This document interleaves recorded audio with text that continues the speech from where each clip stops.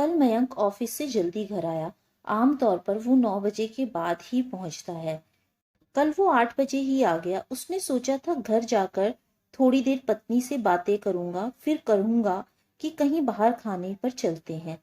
बहुत साल पहले वो ऐसा ही करते थे। वो घर आया तो पत्नी टीवी देख रही थी। उसे लगा कि जब तक वो ये वाला सीरियल देख रही है तब तक क्यों ना वो भी कुछ मेल चेक कर ले। कुछ देर बाद उसके ऑफिस से फोन आ गया, कुछ जानकारी लेने के लिए। अब वो ऑफिस के काम में उलझ गया। कुछ देर बाद पत्नी चाय लेकर आई तो वो चाय पीता हुआ ऑफिस के काम करने लगा। उसके मन में था कि पत्नी के साथ बैठकर बातें करूंगा, फिर खाना खाने बाहर जाऊंगा। पर 10 बज गए थे। उसे टाइम का पता ही नहीं चला। पत्नी ने वहीं टेबल पर खाना लगा दिया। वो चुपचाप खाना खाने लगा। खाना खाते हुए उसने कहा कि हम खाना खाने के बाद कुछ देर के लिए नीचे टहलने चलेंगे, बात करनी है। पत्नी खुश हो गई। इस बीच जब तक पत्नी रसोई का काम निपटाकर आती, मयंक मोबाइल देखने लगा। वो चैटिंग में व्यस्त हो गया और वहां सोफे पर ही सो गया। जब उसकी नींद खुली तब आधी रात हो गई थी। उसे बहुत अफसोस हुआ। मन में सोच कर घर आया था कि जल्दी आने का फायदा उठाते हुए आज कुछ समय पत्नी के साथ बिताऊंगा। पर यहाँ तो शाम क्या, आधी रात भी निकल गई।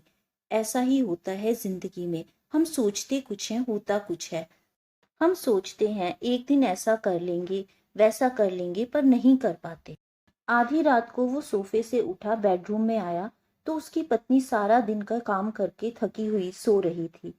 वो चुपचाप बैठ के कुछ सोचने लगा। शादी के समय वादा किया था कि सुख में दुख में, जिंदगी के हर मोड़ पर मैं तुम्हारे साथ रहूंगा। पर ये कैसा साथ। मैं सुबह जागता हूँ, अपने काम में व्यस्त हो जाता हूँ। वो सुबह जागती है, मेरे लिए चाय बनाती है। चाय पीकर मैं मोबाइल पर संसार से जुड़ जाता हूँ। वो नाश्ते की तैयारी करती है, फिर मैं ऑफिस के लिए तैयार होता हूँ। वो बच्चों और मेरे लंच का इंतजाम करती है।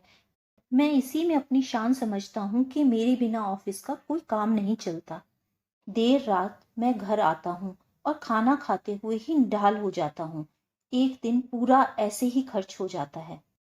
मयंक ने सोचा, मैं अपनी पत्नी को बिल्कुल भी समय नहीं देता और ना ही उसे सहयोग करता हूँ। फिर भी मेरी पत्नी मुझसे कभी भी कोई शिकायत नहीं करती। क्यों नहीं करती मैं नहीं जानता, पर मुझे खुद से शिकायत है। आदमी जिससे सबसे ज्यादा प्यार करता है, सबसे कम उसी की परवाह करता है। ऐसा क्यों? मुझे याद है पिताजी भी दफ्तर जाते थे, माँ भी खाना बनाती थी, घर संभालती थी। पर तब सबके पास एक दूसरे के लिए समय हुआ करता था। सब लोग एक दूसरे से बातें करते थे, सब लोग एक दूसरे के बारे में सोचते थे। पर अब तो लगता है जैसे किसी ने समय ही चुरा लिया हो। सब कुछ है मगर समय नहीं है। कई बार तो लगता है कि हम खुद के लिए अब काम नहीं करते।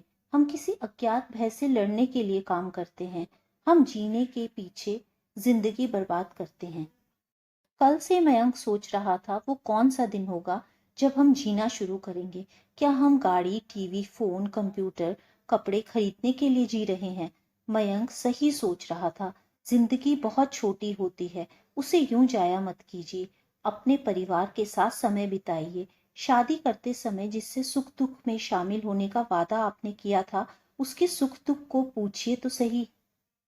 एक दिन अफसोस करने से बेहतर है सच को आज ही समझ लेना कि जिंदगी मुट्ठी में रेत की तरह होती है। कब मुट्ठी से वो निकल जाएगी पता भी नहीं चलेगा। तो दोस्तों, उम्मीद है आपको आज की ये कहानी पसंद आई होगी। कहानी पसंद आई हो तो वीडियो को लाइक करें, चैनल को सब्सक्राइब करें ताकि आने वाली कहानियां आप तक पहुंचती रहें। Thank you friends.